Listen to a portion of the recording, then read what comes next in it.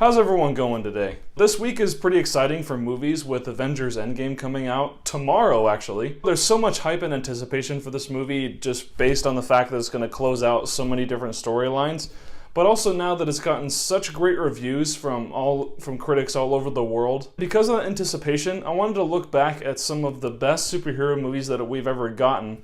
Because, there is an expectation that Endgame is possibly going to be one of the best superhero movies ever. And so before I make that judgment call for myself in a review that I'll do later after I see the movie, I at least wanted to share with you what I consider to be my 10 personal favorite superhero movies right now. Although before I get into my list, I wanted to say that I didn't really want any repeat picks for my list or things that seem too obvious. So I made a rule that only one film from each franchise could qualify for this list. But I did have to make some exceptions for that fact because, the MCU is a big overall franchise with multiple series in there.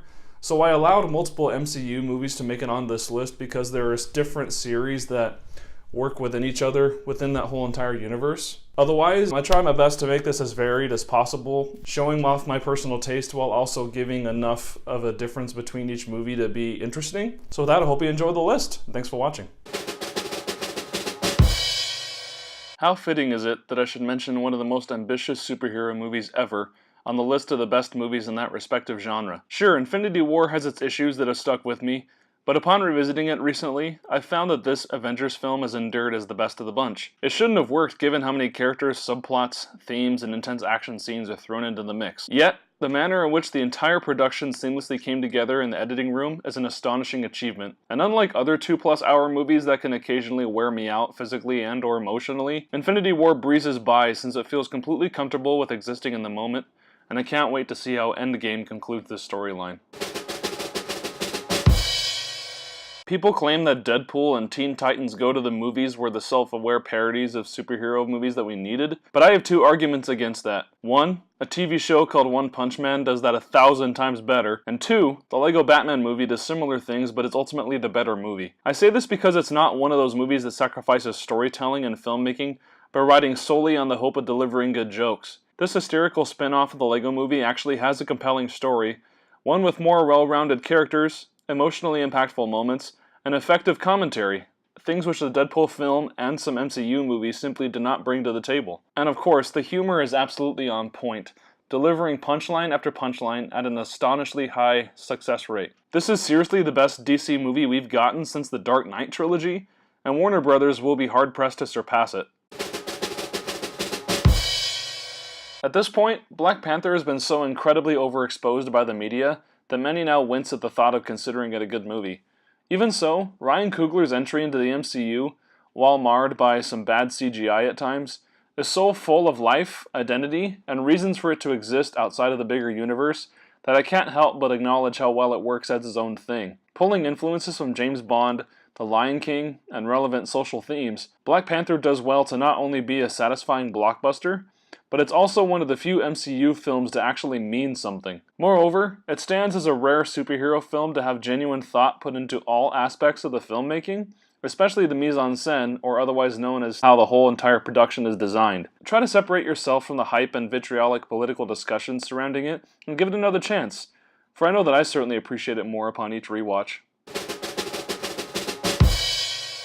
I never knew that I wanted a crossover between The Last of Us and Hugh Jackman's Wolverine, but I'm not one to complain. The result of such a conceptual blend is a superhero film more violent, depressing, and despairing than most, while never at the expense of an audience member's satisfaction. Even when separated from the overall X-Men universe, Logan works amazingly well as an emotionally raw drama that just so happens to have gloriously brutal action here and there. The hard-edged and hard-hitting violence is what may draw someone in, but the meaningful themes, strong character work, excellent filmmaking, and a truly soulful story will keep that same person watching. This was a beautiful farewell to the character, and it proved that superhero films could be something more human and intimate than bombastic showcases of fisticuffs, explosions, and beams in the sky. Where do I even begin with how impressive this film is? From the standpoint of being a superhero film on its own, Spider-Verse is not that innovative in its plotting and basic story structure, for it certainly fits a formula established by precedent. However, this film deserves huge marks for being something that is literally unlike any other movie out there. This, of course, goes for both the insanely good animation and how much the visual style informs the various methods of storytelling at work here. Spider-Verse deserved its Oscar win in addition to all positive reviews from critics, and if you haven't seen it yet, do so and thus prove to Hollywood that we need more animated blockbusters like this. Now I know what you're thinking. The Matrix is not technically a superhero film, and to be quite honest, probably shouldn't be labeled as one. However, if we can get superhero movies about rich white guys becoming vigilantes, an average electrical engineer getting a suit that can shrink or enlarge his body at will, or a band of bounty hunters, then I think it's okay to consider a film about a man who literally develops the ability to overpower AI with his mind in the same conversation. And in the 20 years since The Matrix first made its theatrical debut, this epic sci-fi action-adventure has remained entertaining, visually dazzling, and most importantly relevant. Few action films in existence have held this much meaning in the public forum, and it's my hope that it may continue to be a crucial influence on filmmaking in the years to come. Besides, if we didn't have a film like The Matrix, then Keanu Reeves wouldn't have ever been a part of the John Wick franchise, so there's another reason to be grateful for what the Wachowskis accomplished here.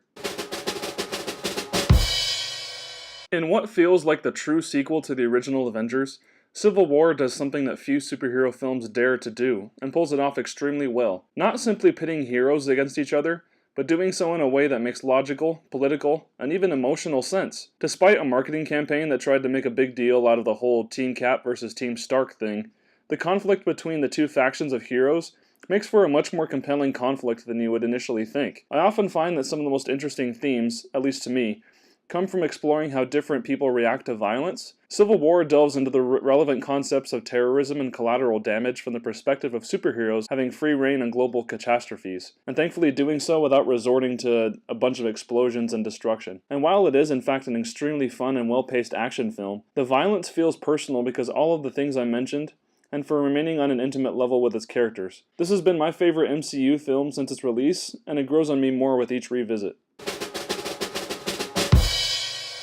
Who said that superhero movies had to be action-packed? In the early days of this burgeoning subgenre of film, M. Night Shyamalan gave us his best work in the form of existential drama masquerading as a superhero origin story. While Split and Glass weren't exactly fulfilling sequels to this original story, Unbreakable on its own terms is as close to a masterpiece as Shyamalan has ever made. This production is filled to the brim with memorable frames, an impeccable musical score from James Newton Howard, and a strong narrative that goes much further with its meaningful storytelling than practically every other superhero origin film out there. Not that this film is guilt-free, for it has minor flaws like every production does, but in terms of how Shyamalan built the character of David Dunn and his eventual self-actualization, I wouldn't have it any other way. More filmmakers would do well to emulate this film's success, or at least learn from it. A controversial opinion, yes, but I do not consider this to be the greatest superhero film of all time. However, it sure does come close. Call me a Christopher Nolan fanboy if you like, but in nearly every single aspect, this film was produced to sheer perfection. Cinematography, score, performance, I don't even need to mention how great Heath Ledger was, action and storytelling, it's all here, and it stands as the artistic vision of someone who wanted to do something more transcendent than what closed-minded, risk-averse studio executives would prefer. A major reason for this is, like The Matrix and Unbreakable, Nolan's second Batman film actually works at being something beyond the tropes of its genre. Instead, the result is a captivating, ambitious crime saga which just happens to have a larger-than-life vigilante at the forefront. Its influence and prestige may be somewhat overblown nowadays, but for better or worse, The Dark Knight forever changed the film industry. Whatever the film may have wrought, though, I'm grateful that it exists.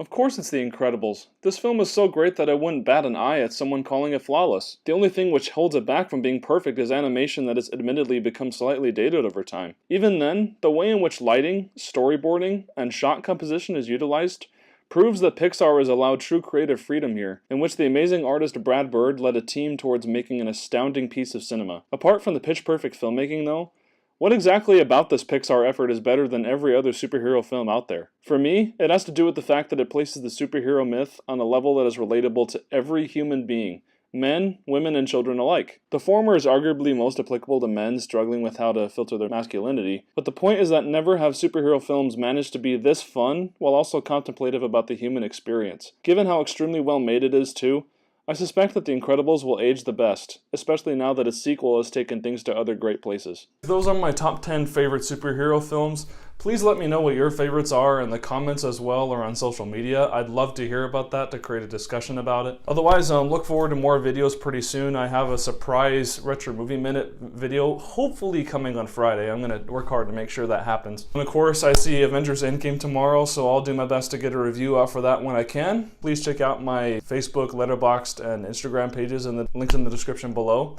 And thanks again. Have a good one.